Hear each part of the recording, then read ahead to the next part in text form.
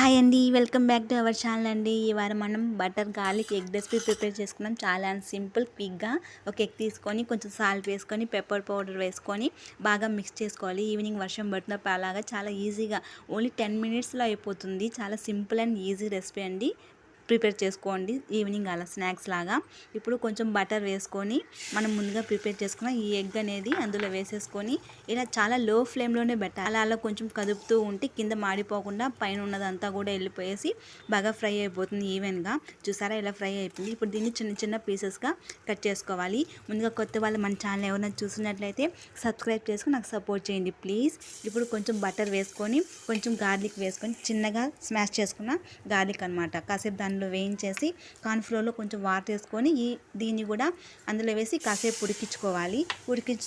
ఉడికించుకున్న తర్వాత మనం ముందుగా ప్రిపేర్ చేసుకున్న ఎగ్ అనేది అందులో వేసేసి ఫైనల్ కొత్తిమీర వేసుకుంటే సరిపోతుంది.